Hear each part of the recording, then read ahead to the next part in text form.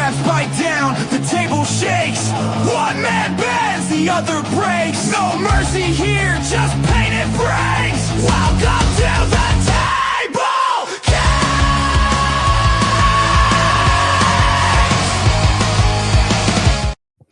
All right, guys, welcome back to another episode of Table Kings. And my special guest tonight, Puller of the Year 2025, right-handed, Bob Brown. What's up, Bob? How you doing, buddy? Oh, I'm doing pretty good. Chilling. I don't know if most people don't know, I have two homes, and so I'm at my southern home right now where it's a lot warmer. Nice. Not quite as warm as Florida, though. Yeah. A little bit chilly here in the winter, but nothing to complain about. I guess 60 is not really that cold. So, right.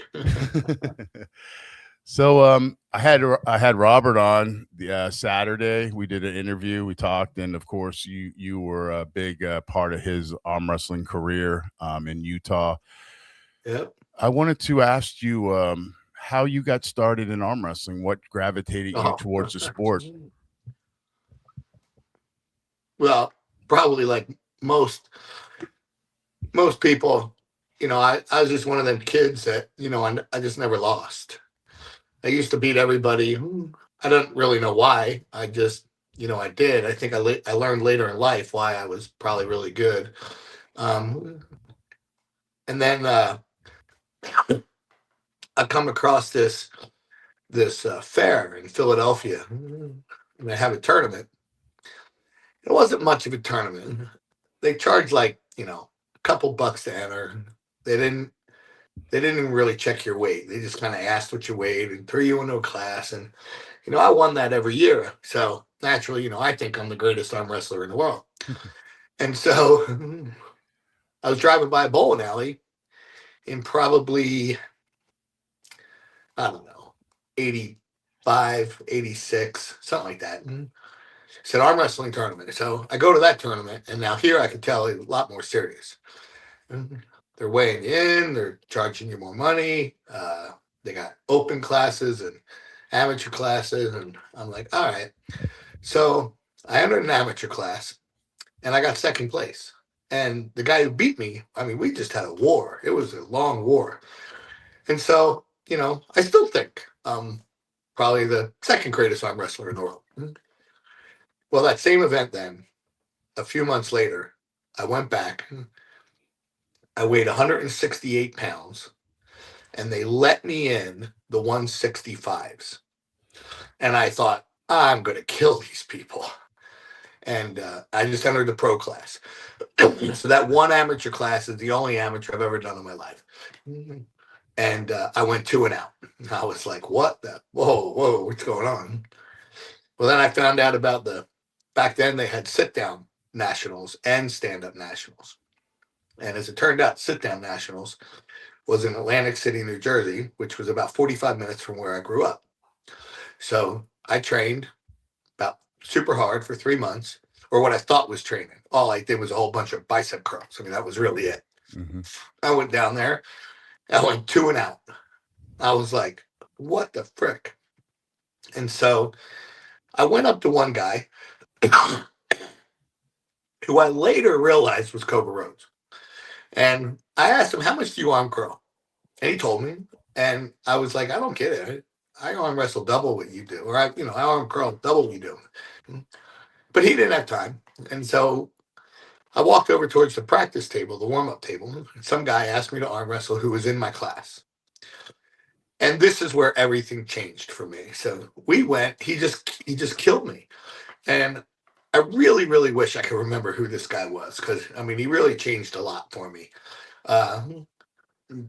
And he said, I told him, I don't understand. I've never lost, and now I can't ever win. And he goes, well, use back pressure. And I'm like, well, what's that? And so he told me, I did it, and I stopped him pretty good, but then he beat me. And then he goes, no, just forget we're arm wrestling. Just pull back. Nothing but back. Stopped him dead center of the table. He did something with his hands, and then he beat me. I'm a pretty quick learner.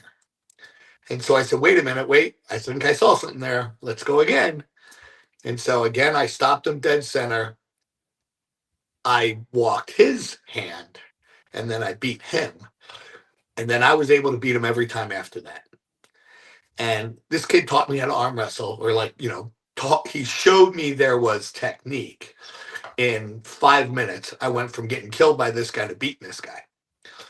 So then, of course, I still think I'm the strongest guy in the world. I just got to learn how to arm wrestle. And so, as it turned out, the guy who put on that nationals and the one who put on them tournaments at the bowling alley is named Mike Mignona. God rest his soul. And he had a practice in Pennsauken, New Jersey. I think it was Pennsauken, which was 10 minutes from my house. And started going to his practice every week. Worked on technique. Started to go to every tournament I possibly could. I'll bet in the first 3 years of me arm wrestling, I probably went to 90 to 100 tournaments. Because you got to remember, I grew up in New Jersey, very small states. Just between me and Boston, there's 5 states. Each state has 2-3 tournaments a year. I just went to every one. If it was within an 8-hour driving radius of my house, I went. I once drove to Boston, 5 hours away, arm wrestled and drove back, down to Virginia and South Carolina, North Carolina, out to West Virginia and Ohio. It's all a lot of different state tournaments I could go to. And so I learned, and I'm pretty good at picking stuff up. And so I learned technique pretty quick. And so I got to be pretty good pretty quick because I was naturally a strong kid. I got that from my dad. He was really strong. My dad always had real strong hands, and just he's a strong guy. And I knew I was stronger than most because I did go to the gym, and just in normal lifting, I was always one of the strongest people I knew. So and so I started to do pretty good pretty quick. And then it was, I forget what year it was, but I got into rock climbing, and that really strengthened my hands and started to do really, really well in arm wrestling. By 90, it was either 91 or 92. There was a tournament in Indiana. It was in a bowling alley. I didn't really know many people there, but I knew Chad Silvers was going to be there. And at the time, he was the current world champion, and at 154 pounds. So I went out there because I wanted to pull him. Well, as it turned out, the world champ, the guy got second in the world's, national champs, and 165s, 143. I mean, everybody showed up for this thing. Berzink was there. There's a video of Cobra Rhodes peeling out Berzink's hand and nearly pinning him, but Berzink slips, gets him into a strap, and then Cobra goes away. That's this tournament. And so I'm at this tournament, and lo and behold, I beat Chad Silvers, I beat Frank Wilkowski, and I'm in the finals with Wayne Burns, who was the current 143-pound world champ. And I had taken his hand. And at this point in my career, if I had ever taken someone's hand, I'd never lost a match. And so I got his hand, and I saw what he was doing earlier in the day, and I was just holding him, and I'm waiting for this move that he does. And then I was going to really try to go aggressive on him. And he ended up, imagine a flop. He's basically in a flop wrist press, but he pushes towards the pin pad, but my side of the pin pad. And when that happened, my elbow popped. It's the first time my elbow popped. My medial collateral ligament let go. Sounded like a gunshot went off. Everybody thought I broke my arm. I didn't know what happened. To me, it felt like, cracking your knuckles. It wasn't that big a deal. I walked away moving my arm thinking, I think I'm okay. Hmm. And yeah, I come to find, I was not okay. And so, but yeah, I mean, back then, that day I beat the world champ, second in the world. I think I was probably about the best in the world at 154 pounds in the early 90s. And how much training did you have up until that point? By that point, I had a lot of training. Okay. Yeah, no, like I said, I had those county fair type tournaments. That was like probably 1982, 1983. And that very first bowling alley was probably 1985, 1986. That nationals would have been 1986. So I had probably been pulling for 5 years at this point, 5 years. I had already won a ton of state titles. Every state near me had won all those titles. And so yeah, that's my beginning anyway. But that first time I injured my elbow, that's it's historical, because all these people that got screwed up arms that don't go straight. Mm-hmm. That's what that is. It's when you tear your MCL,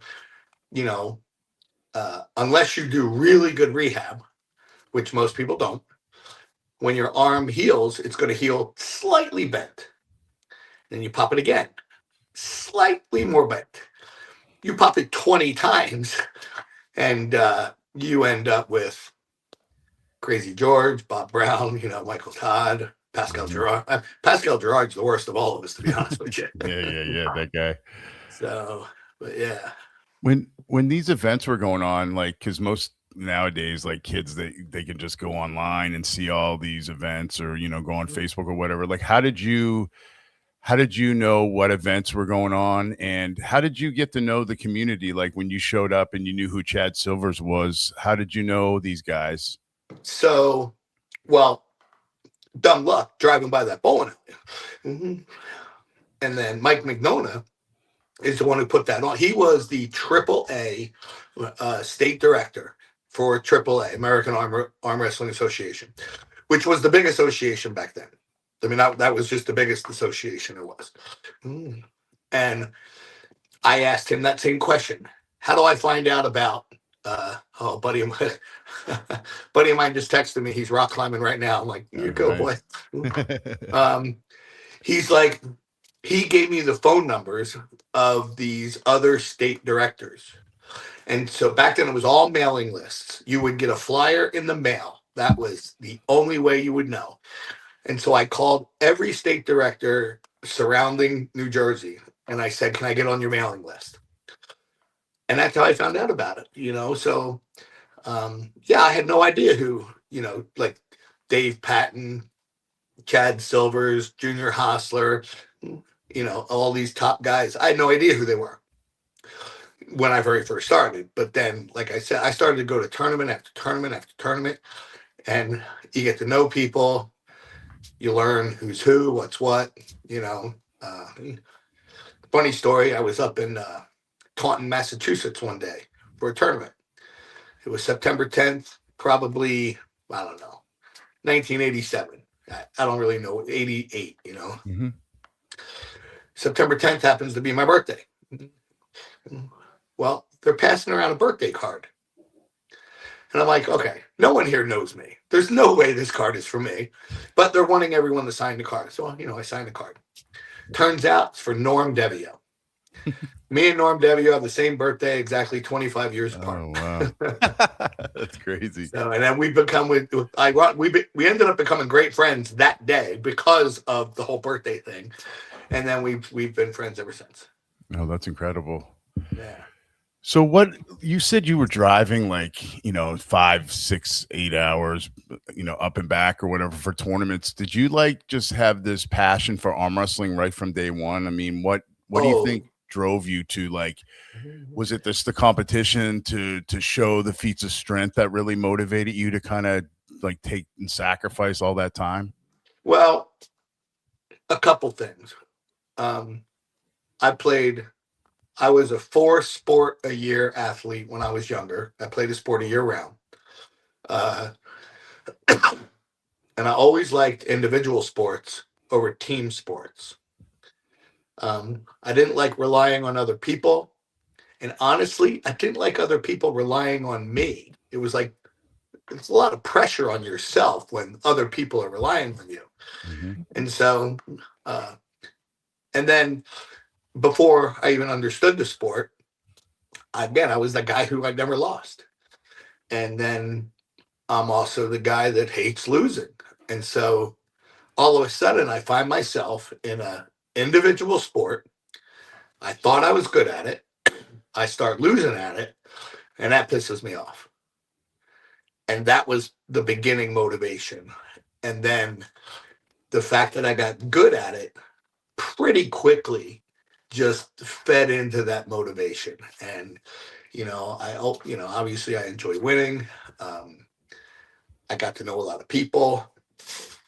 You make friends everywhere, and it just became just a great camaraderie type of thing. It just hit all my buttons that I like. So what was the first tournament that you like? I know you beat the world champion, but what was the big tournament that you won in the beginning of your career that kind of made you realize that, you could make this more than just a hobby? I really, I don't know if I remember the answer to that question. It Okay. was probably like the New Jersey State Championship or something like that. That's where I grew up. But I will tell you, when I realized that I could be really good at this sport. When I first started, I don't even know if you know the name Leslie Wims. No. Leslie Wims was from Maryland. He was the 132-pound world champ 4 years in a row. Wow. And I used to grab him and ready go, and I'd pull him almost all the way down. He'd bring me back and beat me. And I'm like, all right, I'm pretty close to beating this guy. Yeah, well, it took me freaking 2 years to finally beat that guy. And I realized I was losing my grip during that go. And I'm like, man, if I could ever get my hands strong enough to still have a hold of him after that go, I think I could beat him. And sure enough, it was up in Connecticut that happened. And I finally had a hold of him, ready to go. And I'm like, whoa, I still got a hold of you. And I put him down, and then it was me and him in the final. And I beat him again. And I'm like, all right, I'm 154 pounds. He's 132 pounds. He's the 4-time world champ. I'm like, okay, I think I can be really good at this. And that was probably, if I started in 85, 86 with quote unquote real tournaments, it was about 2 years later that I pulled Leslie a lot, because we only lived an hour apart from each other, so we were at all the same tournaments, and it took me forever to beat that guy. So that was the first guy that you kind of had on your radar that you wanted to beat and kind of show the progression. Oh, yeah. And then when I beat him, that really sunk it in. Like, all right, Bob, I think you can be like really good at this if you keep going. So you realized the hand was one of the most important part of the arm wrestling event or structure of the competing. So like, were you rock climbing at this time? I no, I don't think I started rock climbing until the early 90s. Okay. To be honest with you. Were you competitive at the rock climbing too, or did you just do it as a training? Oh no, I did have a couple rock climbing competitions, but no. I was never, for you rock climbers out there, I was like a 512B, 512C climber, but it had to be my kind of climb. These small crimpers that require technical, ability. I could not climb those 512s. It had to be, the layback, overhanging, more just being strong type of 512. Mm-hmm. I could climb those. But I mean, Not finesse. You were just more of a no, power I guy. was never finesseful. And a 512, 512B, 512C in the rock climbing world. I mean, you're a good rock climber. I mean, you're good, but you're nowhere close to the elite guys. So how long were you doing rock climbing for? Oh, I climbed for years. Okay. I mean, I don't even know when I stopped. Quite frankly, I'm So like doing 10 everything years, do you think? Oh, at least. Okay. Yeah. So with that being said, did you notice a huge difference in your arm wrestling, Oh, yeah. like elevating because of the hand? Oh, yeah. Yeah. Once my hand got really strong, my fingers got really strong. Um, I could, with strong fingers, you can stop most other top rollers from top rolling you. If you can clamp down on the back of their hand, and when they back pressure, your hand doesn't budge, Mm-hmm. that's a great thing. Most people think you put two top rollers against each other and he who has the strongest hand wins. It's not quite true, because it's not my hand against your hand. Let's say we're both top rollers, right? Mm-hmm. So we're both Mm-hmm. using back pressure. It's my hand against your back pressure versus your hand against my back pressure. That's more the deciding factor a lot of times. Because if you have a stronger hand than me, but I've got way more back pressure than you, and you don't have much back pressure, Mm-hmm. well, I'll be able to open your hand, even though it's stronger than mine, but you won't be able to open my hand. That makes So sense. your hand is stronger, but I still win the fight. Now the reality is it's a lot closer than that. So how long were you in New Jersey area competing? I left New Jersey to move to Utah, uh, probably the last day of November, because I hit Utah December 3rd is when I hit Utah, and it took me 4 days to drive out there. So, um, What so what what made you change to go out there? well, arm wrestling, to be honest. I mean, between that and rock climbing, uh, I was at the Yukon Jack World Championships in San Francisco Mm-hmm. in '93, and then sorry, I've got this bug that's been going No, around you're the fine, whole Bob. world, No, and I understand. so I went there, and of course, you know who John Brzenk is, but I had never met him. Well, I take that back. I hadn't met John Brzenk at that point, but I didn't know Bill Brzenk or Kevin Bongard, and so I met him in San Francisco, and I told him, I said, "Hey, I'm going to the WPAA Worlds in Las Vegas in October. You guys should drive down to Vegas. Let's arm wrestle. And then I'll come back up to Salt Lake, vacation for, a week or so, and, check out Salt Lake." And so that's what we did. And when I got to Salt Lake, I'm like, oh my God, this is freaking heaven. I got the best rock climbing, unbelievable skiing. I mean, I was into skiing back then too. And of course, the arm wrestling is, world class. I was not working at the time. And I'm like, I'm going to see if I can move out here. I moved. That was sometime in October, and so what? 2 months later, 3 months later, I moved. Never looked back. So when did the barn create? When did you create the barn, and like when did the everybody start kind of gravitating to your place to train? Well, so again, I moved there at the end of '93. I just rented a room in a guy's house. Sometime in '94, '95. Let me think about this. '96. There started to be practice at my house, which not where I currently live, Mm-hmm. not where the known Bob's Barn is. 95, 96-ish in there, that we started to have practice that bounced between Bill Brzezink's house and my house every once in a while, but mostly it was at Bill Brzezink's house. But when I bought my current home, in 2003, I had it was a really big shop. And so it just made sense to have practice there because it was a big space and we could do it. And so we started to have practice there um, in 2003. So that's basically the beginning of what people know of as Bob's Barn. And so, John worked out there, Bongard, Bill, Jordan Sill, Cody Merritt. I mean, Robert Baxter, everyone came there. And it was that way for a long time. And then I forget the years, but Todd Hutchins ended up moving to Utah. He trained there for, a few years. And it was like the Mecca of arm wrestling. Yeah. We used to, people, we used to joke about, our practice was the toughest practice in the whole world. Mm-hmm. I was at a tournament in New Mexico one year. I weighed 176.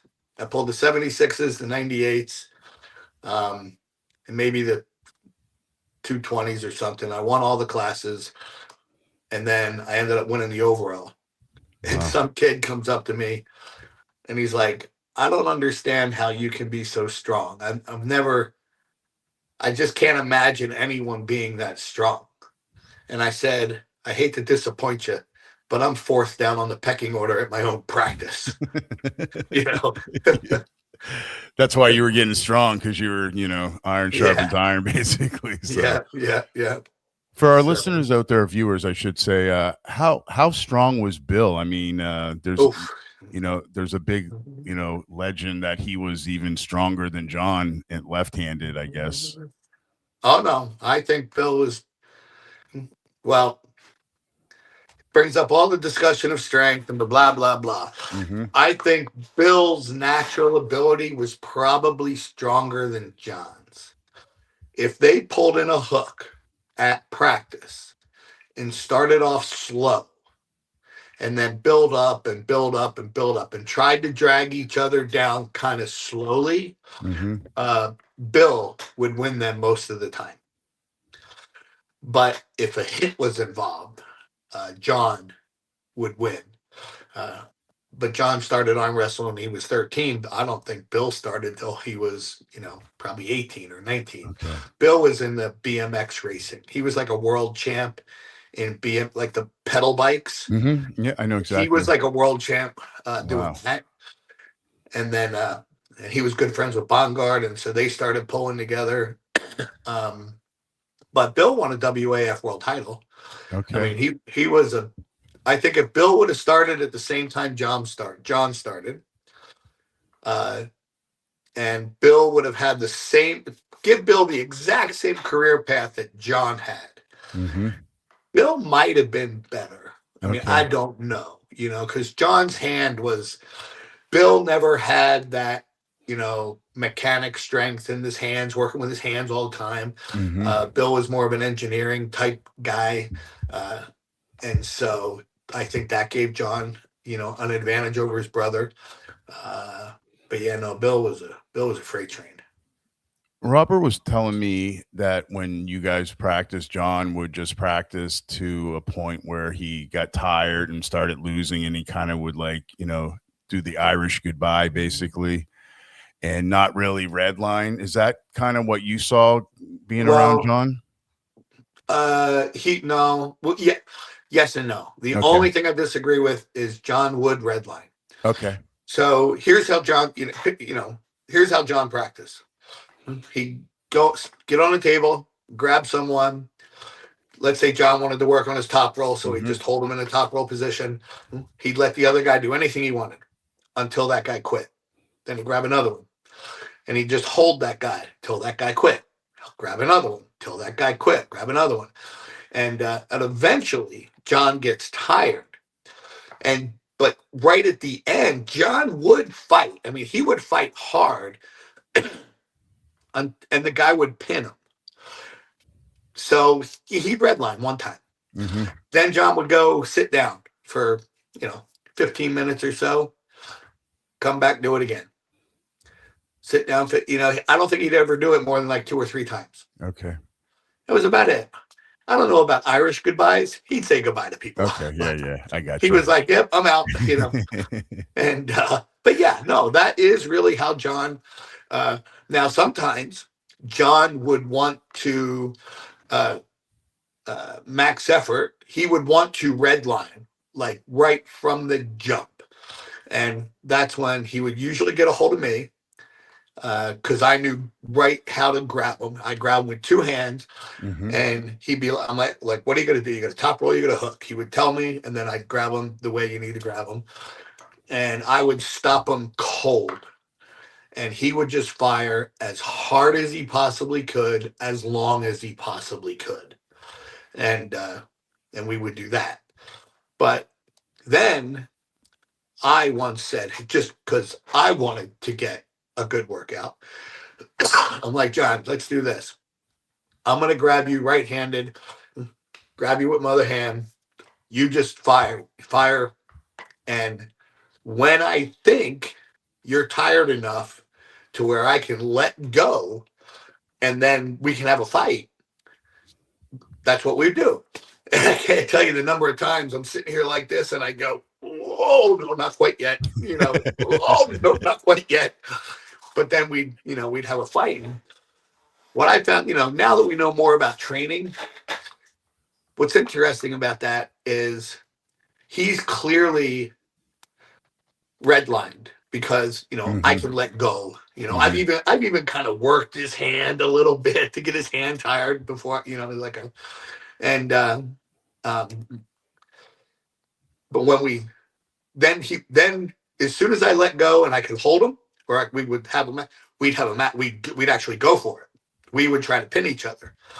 So think about what happens at that moment. Competitiveness spikes. Hmm. And so I think there was, an extra rush of adrenaline or, whatever. And I think that helped both of us, get better in that moment. Yeah, that makes sense. Yeah. How long were those practice lasts? How long on average? How long would you guys be practicing for? Oh, anywhere from an hour to 3 hours. It really Okay, depends on how many people would show up. I got you. I mean, if only 3 guys showed up, we'd be done in 20 minutes, I got you. but we usually got a lot of guys. Yeah, I'm sure a lot of people would come and travel there and want to pull with you guys, right? Yeah. Like out of town and stuff. Yep. Now, how did you incorporate your weight training or exercises? Like, what was your base of just all arm wrestling type of training? Is that what you incorporated in over the years? Um, in the beginning, it was all arm wrestling, and then it became all arm wrestling, all rock climbing. I did try to go to the gym and try to work my wrist because my wrist was always my weak point. My hand was super strong, my wrist not so much. And back then we didn't know to train pronator and supinator. I Okay. mean, but like John, I would just hold people. And as they're constantly trying to hook me in or go over top of my hand, without even realizing it, you're training your pronator, Hmm. just sitting there holding people. Um, but my gym experience was really more about bench pressing than anything else. I mean, uh, I was once trying to get my bench up real good, and I was telling John how much I'm benching, and we're competitive, and John's like, I have not benched in 5 years. I can now bench you tomorrow. I'm like, come to the gym, let's go. And so, interesting tidbit. Uh, that first day John came to the gym, I think when he first came to the gym, I was probably benching about, I don't know, 340, 350, and I'm weighing, 175 pounds. I kind of forget. Hmm. But we put 2.25 on the bar, and he could out rep me Hmm. with 2.25 from day one. Wow. But he never once out single rep maxed me. Hmm. We had both worked up to 385. He was catching me on the single rep max, but We both got the 385. We both made 385. Both of us our shoulders were really starting to bug us, and we basically quit.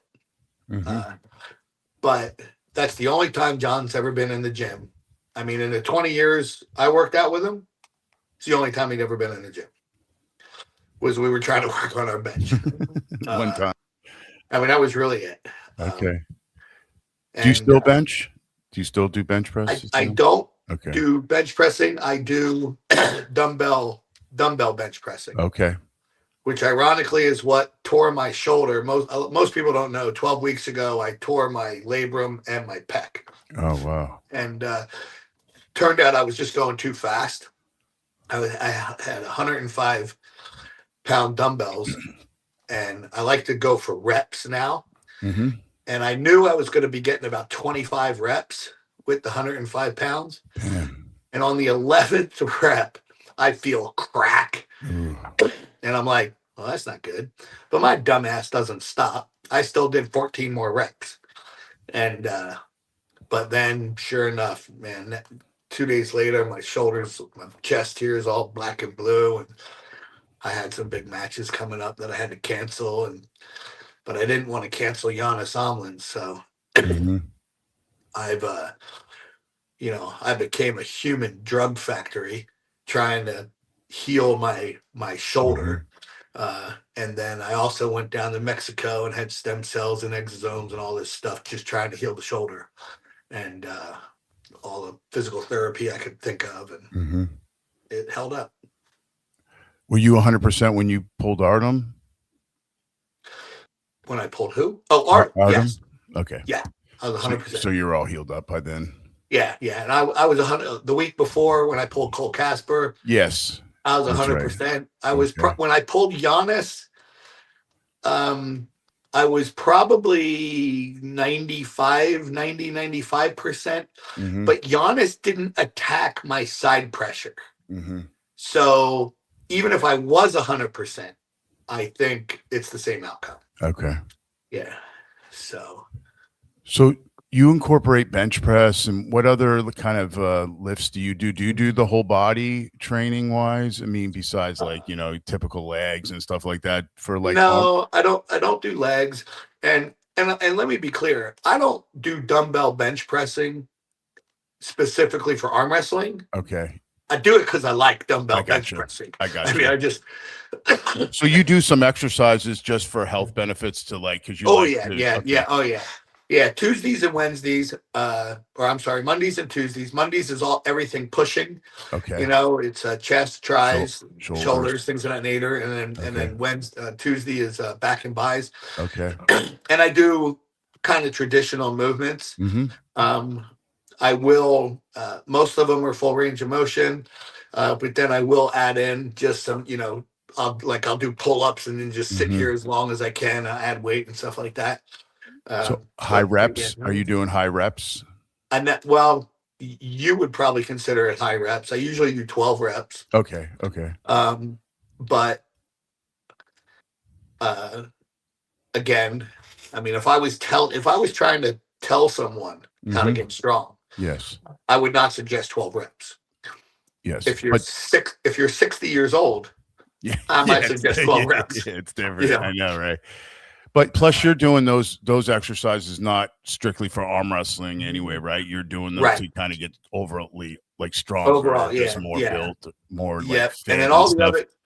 Yeah, so I go to a regular gym 2 days a week, and then everything out all the other days are in my shed. Okay. Down up north, I've got Bob's Barn, the big garage shop. It's huge. It's like 36 by 36. Down here, I've got like a 10-foot by 15-foot shed. Okay.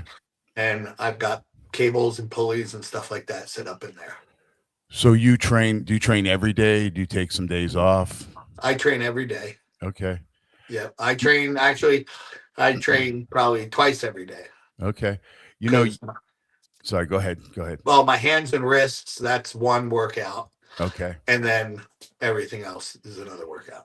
You gave me the best piece of advice when I first got into the sport. I messaged you. I'm not sure if you probably even remember, but I said to you, I said, like, I didn't have like I came from a bodybuilding background, so I never had a strong hand and wrist. And I was asking you about training my hand and wrist, like, or I think it was really my hand every day. And you were saying that like a carpenter would go to work and use the hammer, and if his hand was sore, he wouldn't stop working the next day. And it always Right. kind of stuck with me that you can train your hand almost consecutively, almost every day, like within reason. Like you're not training heavy all the time, but you know, you're doing Right. a repetitive reps all the time. And it just really stuck with me.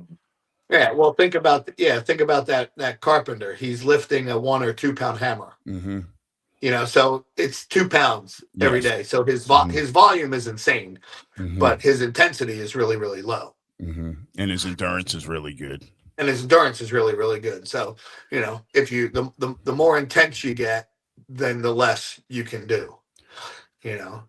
So can we talk a little bit about your accident that you went through and Sure. how like you know, I mean, that's a traumatic event that happens. How was that as far as like facing that adversity and stuff, going through that? Because I had a friend here in town that had the same type of accident, and he lost his leg and has, you know, traumatic brain injury and stuff. And it's really been a struggle for him over the past few years. And I'm just wondering, like, how was your mindset, and how did you kind of, because you sound like you face things head on and you're not a quitter, quite obviously. So I'm just kind of wondering, like, how was that experience, and how did that build you Uh, and toughen you up, I guess, you know? well, I'll probably cry during this part. Oh, I'm sorry, dude. I don't want to make you Shit. cry, Nah, but it's okay. So to take a long story and try to make it short, uh-huh. the beginning was very hard. Okay. There were times I could try to get back into the gym. I'm sitting in the gym thinking I should just end my life. Mhm. I'm fucking done. I should just end my life. I've had those thoughts. And then CrossFit, to be honest with you, or more to the point, my wife, Mhm. uh, in 2011 or 12, and my accident was in 04. Mhm.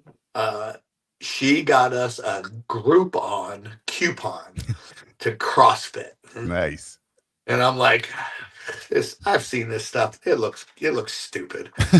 Well, whatever. Let's go. Well, one freaking day, and I was hooked, fell in love. It hit all of my buttons. It was competitive. It was social. It was an individual thing. It's not a Mhm. team thing.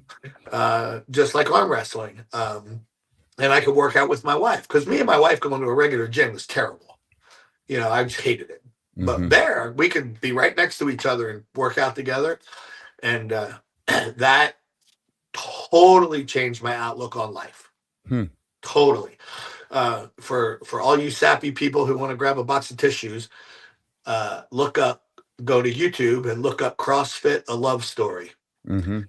And it's a story about me and my Okay. wife, and this will answer that whole question. All right. CrossFit: A Love Story. I'm gonna tag that in the description. There you go. So, so going through that, and then CrossFit, were you back into arm wrestling at the same time, or did you just It dedicate? was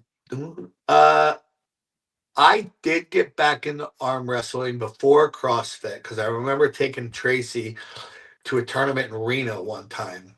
I forget what year that was, but I was not in CrossFit yet. Uh, and so, of course, that helped, you know, when I could get back competing, you know, that helped and stuff, but nothing like CrossFit. Uh, and then when I started CrossFit, I basically quit arm wrestling for about 2 years, and then decided I wanted to get back into arm wrestling. And I was amazed at how strong I was on the table when I hadn't done any table time or any real arm wrestling workouts in 2 years. And I was excited about that. Do you think the rest kind of did you good on your joints and stuff, like as far as like the arm wrestling, the elbow, and all that stuff? I'm sure it probably did. It allowed elbows to heal, wrists to heal. I've always had all joint problems, you know, shoulders, elbows, wrists, you know, probably like everybody. Mm-hmm. But yeah, no, I'm sure it did. So when did you start coming back out, like after CrossFit? What year was that, do you think? Well, CrossFit was like 2012, so it was probably 13 or 14. Well, Okay. wait, let me think about that. 14, 15, 13, 14, 15. UAL days? Well, in 2012, I won the world championships down in Brazil. Okay. In 2013, I won it in Lithuania, or 14. And I forget anyway. So it just shows my timeline's getting messed up. No, but there's a lot of data you got to Yeah. remember. So Yeah, and I have my memory is so me bad. too, dude. As we get older, it just goes to crap. It's so like, bad. I tell my kids, like, I can't even remember your birthday sometimes. Right. So like you were coming back after that, like you were in world championships basically, and then UAL was going around at that time too. Like that was the pretty big. Did you do anything with UAL, or were you just focused on the worlds like Robert sort of was? I was generally just focused on the worlds. I mean, I was pulling like 2-3 tournaments a year, nationals, worlds, and like one other thing. And no, I didn't have anything to do with UAL. Okay. I had messaged Robert Drank Mm-hmm. when he put on that first event, and it didn't go, the way he wanted. I said, well, the problem with arm wrestling is if you only pay down the third place, once everybody knows the top 3 guys are coming, no one else bothers coming. Yeah, that's true. And so, yeah, he was disappointed with his first event. So you came back, you won worlds, you focused on worlds, and then you see all these other organizations. WAL kind of gets into the mix. You got Game of Arms. Like, what did you think of all that stuff coming back, from, old school, and then you see all this new stuff with reality TV and stuff? Like, did that kind of excite you that arm wrestling was kind of taking a turn to become more popular? Yeah, no, I mean, of course, all that stuff, it was exciting and cool. I was, a lot of people have tried to make money off of arm wrestling and with big productions and things like that. And ultimately they all failed. And everyone was just doing the same thing. And when UAL came around, I was like, oh, great. We got a guy, a lot of money. He's interested, but he's doing the same thing. He's doing tournament arm wrestling. You cannot make a television show out of tournament arm wrestling. It's boring. And same with WAL. They tried to make a show at a tournament arm wrestling. It was boring. They were still trying to make money from the arm wrestlers, and I'm like, it's never going to work. I only when East versus West rolled around and they finally were doing super match arm wrestling, that I'm like, this is a viable business option. I even before that I had said pay-per-view is really the only way to go, but until East versus West, there really wasn't a platform for the regular guy to be able to do a pay-per-view. I mean, nowadays, anybody and their brother can do a pay-per-view. I mean, with YouTube, we could all do pay-per-view, but back then it was not an easy thing to do. But yeah, I'm always excited when someone tries to do new stuff. But back then, everyone was just doing the same old thing, and it wasn't working. And in my opinion, one-on-one arm wrestling is the only way to move the sport forward from a professional standpoint, from a money-making standpoint. But tournament arm wrestling can never go away. If tournament arm wrestling goes away, arm wrestling, all of it just dies. You need the one-on-ones. There needs to be a distinct separation between professional arm wrestling, all these productions, and what I refer to as scholastic arm wrestling, which is like the WAF, the IFA. That's scholastic level arm wrestling. I mean, that has to always exist. That's the grassroots guys, you know? And so, I mean, that's why I still love going to tournaments. I was going to say, do you throw like local tournaments in that mix too? Like, you know, state titles and state tournaments? Oh, absolutely. They all have to exist, all of them. Because here's what's funny. You see these newbies get into the sport. They go to one tournament, they win, and the next thing you know is all they want to do is super matches. Because they won one tournament, they think they're good. You know, it's like, if you really want to prove that you're good, just keep going to tournaments, keep winning all the tournaments, travel to different states, start winning all the tournaments. One, that's how you're going to get better faster. And that's how you can really show the world that you're good.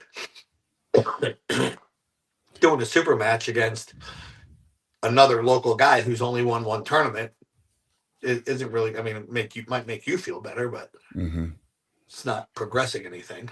Do you think, like with the East versus West, like when they have these super matches and people under contracts and stuff, like just example, like we were talking earlier on my live stream about like guys like Paul Lynn, for example, he might only pull a few times a year and not do tournaments. Do you think like maybe they miss out on like maybe competing more because they're focused as a contracted athlete and just kind of pulling super matches maybe 4 times a year? Well, I guess that question can really only be answered by the individual. I got you. You know, I personally, if I would not have contracts that limited my people from pulling tournaments. All of my contracted athletes, if I was king of the world, I would still allow my athletes to pull almost any tournament. Sure, I probably wouldn't want them to pull for other leagues. Okay, that makes sense. But for example, take Paul Lynn. If Paul Lynn goes and enters a tournament, someone's videoing that tournament. It's live streamed, it's videoed. He can go to that tournament wearing East versus West shirt. Free marketing for East versus West. Okay. Now, if I'm Paul Lynn, I better win that tournament. You know. But because it would just downplay him. But if he lost, but that's not, that would be bad for Paul Lynn, but it wouldn't be bad for East versus West. Because if Paul Lynn is out pulling a tournament and he loses to someone that we don't know, all of a sudden we got a new person that we might be able to use. You know, and we just got free marketing because he just beat Paul Lynn, you know. So, and then we kind of factor in like if he gets in a war with a couple guys and a guy has an easy match, and then I got you. But if he wins, then it really kind of shows the brand is like, hey, it shows the brand is the man, you know. So to me, it's a win. The only downside I guess there's more than one, but one downside to letting people pull tournaments is what if one of your guys gets injured? Of course, that can happen. I didn't get injured in a tournament. I got injured working out, you know. So to me, that's not a great thing. But you know, plus you wouldn't want someone pulling in a tournament, let's say within 6 weeks of if they're already scheduled to be on an East versus West.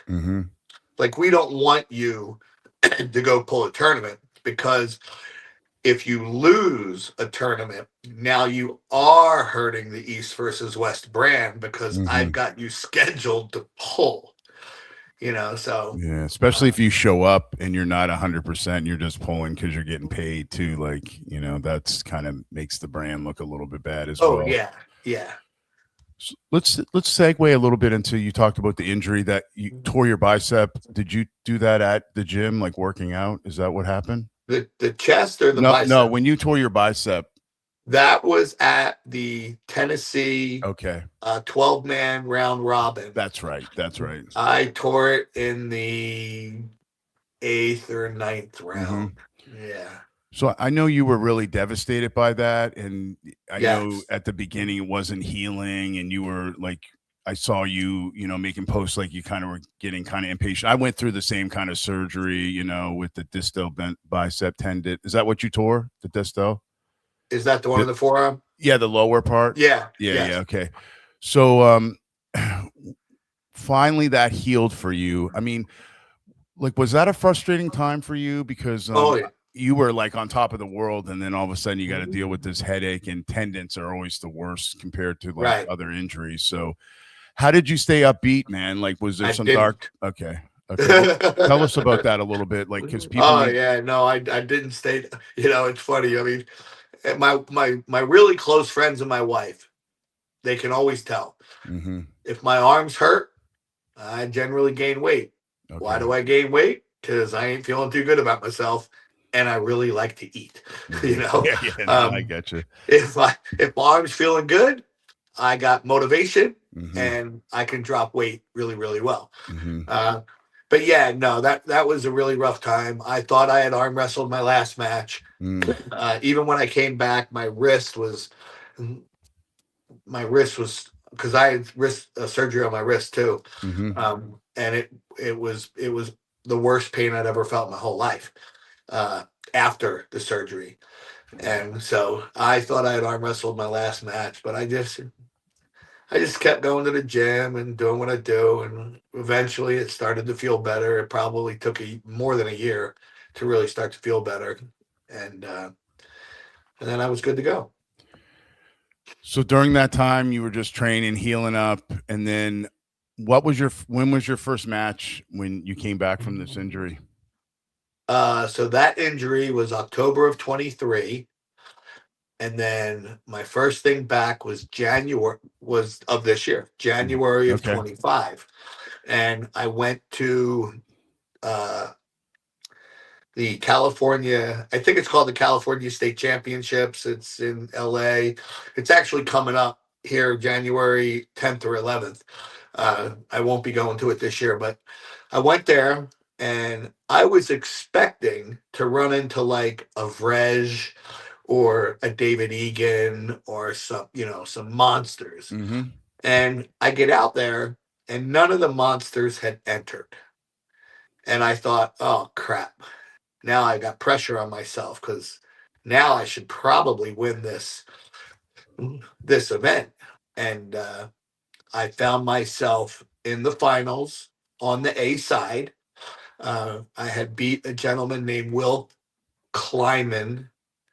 Mm-hmm. Forgive me if I just screwed that name up, Will. And we slipped straps and I put him down pretty good.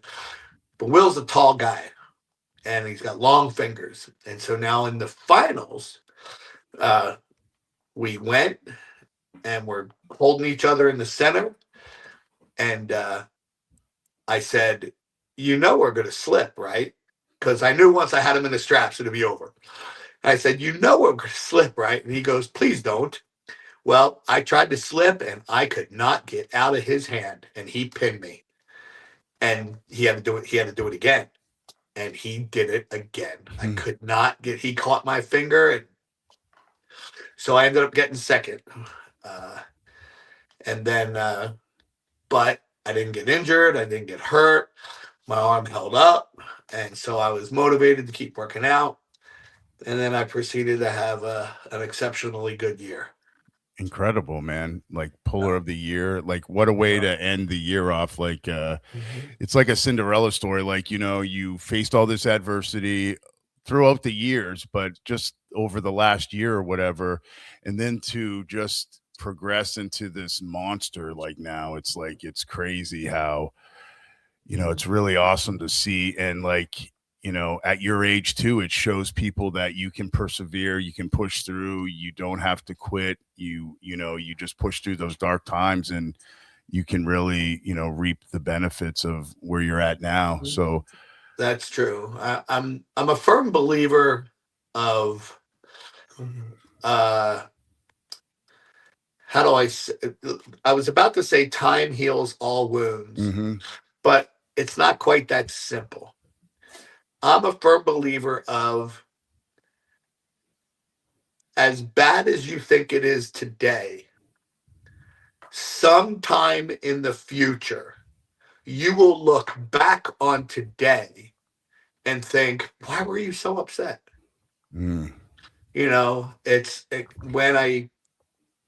When I get injured now, while I am depressed and I'm upset and I'm down, I always say to myself, someday in the future, I'm going to look back on this moment and be like, why were you so upset? So Mm-hmm. when I say that to myself, I'm not as upset, and I Yeah. just go to the gym. Yeah. Yeah. You push through. That's a good mindset to have. Yeah. Yeah. What advice would you give people that kind of struggle through those, like, injuries and stuff like that? What would you tell those people? Basically what I just said. If you're injured today, someday It's you're always not going to be worse. injured. Okay. Someday you're not going to be injured. That day is a week from now, 2 weeks from now, 2 years from now. And I get it. It'll suck for 2 years, but someday you will not be injured. And then this injury won't matter anymore. Okay. You won't care about it anymore. Like, I feel like I came back. Well, I didn't necessarily come back stronger because I keep track of all my measurements of Mm-hmm. everything. And from a pulling standpoint, I'm actually not as strong as I was 2 years ago. From a side pressure standpoint, I'm quite a bit stronger than I was 2 years ago. Um, What but about the what about wrist, mentally? mentally, I'm much stronger than I was 2 years ago. and but even when I had that wrist surgery, uh, it caused a tremendous amount of pain, and I thought that was going to be the end of my career. And I wasn't sure if the day would come where I would look back and be like, "Oh, it's fine." But then my wrist started to feel fine, uh, and then I noticed something. I used to pull in what I call a fishing technique. Mm-hmm.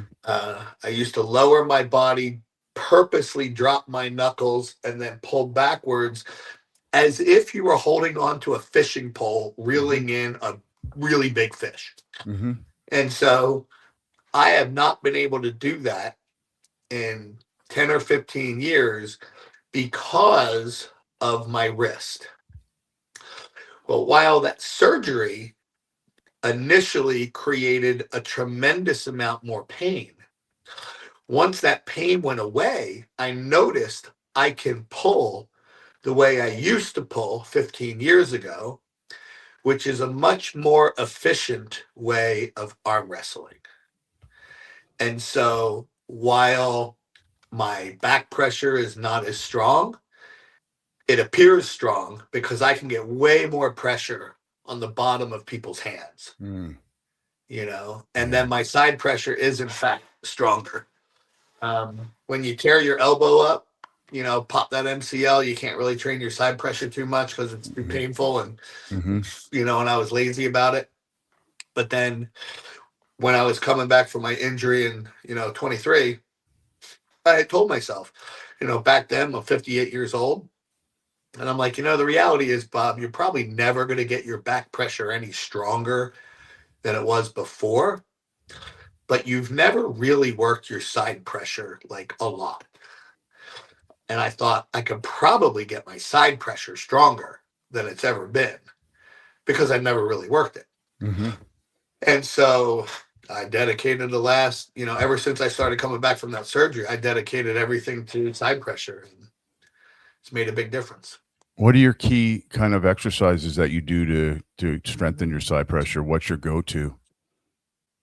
Uh, I'll put a pulley system at the same height. If you put your elbow down on the pad, I Mm-hmm. put a pulley at the same height as my knuckles, Uh-huh. um, and pure directly sideways from me.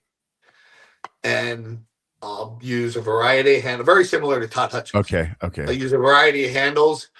I have max effort day, but I don't do single rep max efforts anymore. I do Okay. 3 rep max efforts.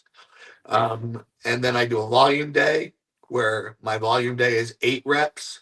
And I use about 70% of my 1 rep max from max effort day. And then I have a recovery day where I use isometric exercise. I'll hook the cable up to a chain so there's a braking system. Mm-hmm. And then I'll hold that for 40 seconds. Okay. That's more of a recovery day. And then one of my traditional lifts in a gym, go to a normal gym, is do pec deck. Mm-hmm. Only I'll grab a normal pec deck. You put your Yes. Forearms in there. flat against Yep. the board. Mm-hmm. So I do it that way for my chest and shoulder, but then I'll just grab them with my hands, Mm-hmm. which then transfers a lot of the energy into your elbow. Okay. And I'll do them that way too. So I'm going sideways 4 days a week Okay. With different lifts. with different lifts. And back Yeah. pressure, are you doing that the same kind of deal? Like, are you doing it that many days, or what's your go-to back pressure So lifts? my back pressure is a lot of when I go to the gym, of course, I do normal lat row, Mhm. pull-ups, bicep curls, with dumbbells, with barbells, stuff like that, reverse curls. And then I will do a lot of high volume stuff for back pressure. Let's see, it's Monday, Tuesday, Wednesday and Thursday. There's a lot of volume on back pressure. One is in reps, one is in isometrics. And then on Fridays, I do side end back pressure in my shop, Okay. and they'll be pretty heavy. Mm-hmm. And then Saturday is my max effort day, and it's also my arm wrestling day. I also arm wrestle on Saturday. That's your practice day Yeah, that's my practice day. on max effort day. On max effort Okay. day. Yeah. And do you do like some back pressure movements on the table? When I'm practicing? No, like when you are training side pressure, do you do anything like with a pulley and a strap? Oh, those type yes. of lifts too? Okay. Yeah. I'll do I'll hook one of the things I like to do is hook a strap to a low, I call it the low pulley. It's the Mhm. same height as my hand. Mm-hmm. And I'll put the strap around my thumb so it's pronation. I'll Mhm. just grab the strap through my hand so it's normal. I'll grab the strap so it goes over my knuckles so you get your knuckles up, Okay. working. And then I'll turn the strap backwards and it's more reverse curls. Okay. Okay. So what about your hand and wrist? Do you train that periodically through the week too? So my hand and wrist gets typically trained every day. Okay. What's your go-tos? I've got what I call a circuit that I do, and it's all higher volume stuff. Mm-hmm. I've got a Captain Crush handle, Okay. the double handle. Oh, the Country Crush? Country Crush. Yeah. That's Captain Crunch. That's all right. Well, the Captain, I thought you meant the squeezers, those Captain. Oh yeah, no, the Country Crush. And I've got 3 different handle sizes. Okay. And I hook that to a high pulley, and I pull it down so you're engaging your back and your lat, and I go like this for a set of 20. Then I've got some PVC pipe that weight in front, and so I'll hold that with 2 hands, and that'll do knuckles up. Okay. Or I'll hold it behind me, and then that works the bottom of the hand. Okay. And then I've got a thing where I'm just rolling up a weight backwards. So that works my hands out in all 4 directions. And then I've got a little pronation deal and supination deal. So there's 6 exercises. And you do it in a circuit? I do a circuit. I do 20 reps on each exercise. I do 4 rounds. Okay. And I do it every day. And again, when people ask me, what should I do for working out? My answer is don't necessarily do what I do. Mm-hmm. And here's why. A lot of my workouts like for this high rep thing for the hands. Mm-hmm. I do not necessarily think that's the best way to get your hands strong, but it's fun. And so I'll do it. The stuff that I think is necessary to get your hands strong is boring. Mm-hmm. So I don't do it. That's the real problem, you know. Down here, when I'm in the South, I train basically by myself. And if I think it's boring, I just don't do it. Even though I know I should, Mm-hmm. I don't. Now, when I'm up north, I got a training partner comes over my house every morning at 7 a.m. And my hands usually get a lot stronger in the summertime Okay. because we're actually working out our Training. hands Okay. properly, more Yeah, properly. that makes sense. So like when you are training, like, do you ever get like not motivated? Well, not even motivated, but do you ever like, do you make it non-negotiable for your training? Like, do you always work out? Are you disciplined always? Or do you have like some off times if you're not getting ready for a super match? Like after you had faced Artem, do you take any time off like after a big match like that? Uh, yes, but I mainly took time off after Artem because this little cold sickness thing you see Mm-hmm. me having. Yeah, Yes. I'm going on 2 months with this Oh thing. my goodness. Yeah. And I decided I'm going to stop working out to see if I can get better. Mm-hmm. And plus, you know, the holidays, I'm like, I just won't work out through the holidays. I don't have Mm-hmm. anything scheduled until March 14th. So I thought I What's could going take. on then? There's a tournament that Sean Hancock puts on in Vegas every Okay. year, the North American Championship. Yes. Um, I live an hour and a half from Vegas. So I always go to that event just because it's so convenient. I can literally drive down there, arm wrestle, and drive back. Mm-hmm. And so I like going to that event. Now, this year, I probably won't be pulling a tournament because I pull that tournament every year. Mm-hmm. I'm probably going to have a super match there. I'm not quite sure who yet. So I don't want to say any Yeah, yeah, names. of course. But I plan on having a super match there. And so I actually went to the gym today for the first time where I would go hard. Like I haven't missed a workout since Artem, Mm-hmm. but they've all been Recovery. light blood flow recovery stuff. Mm-hmm. And today I went hard and I was very happy with how my workout went today. With the 2026 season, besides what the tournament or super match you're going to do, who would you like to pull? Who's on your radar? Like, what would be a match that you would really like to get? Um, well, there's a few of them, but 2025, majority, it's kind of a double-edged sword. I Mm-hmm. think rankings are silly, Mm-hmm. and then I found myself chasing rankings. Yeah, I'm the same way. Majority 2025 was about moving up the rankings in armed fighter rankings Mm-hmm. in the 190-pound division. I'm currently sixth. Okay. So who's my target for 26? All the guys ahead. Anybody above me on that ranking. So I got you.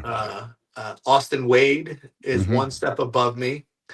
And I pulled him before and I beat him. Yeah, so yeah. I Okay. feel I could beat him again, I think. Okay. But then it gets crazy. You got Vrej, Mm-hmm. you got David Egan, Mm-hmm. you got Paul Talbot, and you Mm-hmm. got Craig Tullier. Mm. And now I don't know if I can beat any of those I guys. got you. And you're all familiar with those guys too. I'm very familiar with those guys. Yeah. Do any guys come and train with you? Like, do you have any people that like to come train or like come visit and get a workout in with you? Oh, yeah. Yeah. I mean, when I'm up north, Mm-hmm. you know, the Bob's Barn practice was at my barn for 20 years. I ended Mm-hmm. up canceling it last year because I'm just not up there. Okay. But down here in the Mesquite area, it's technically scenic Arizona. I go down and arm wrestle with the Vegas guys. I go up to St. George, arm wrestle with some St. George guys. I generally have people call me up, hey, Bob, you know, can I come train with you? And I'm like, if you'll, I mean, yes is the quick answer, Mhm. but you've got to come Yeah. on my normal training day at my normal training practice. You got to And work on then your sure, schedule. yeah, because I don't want to mess up my schedule.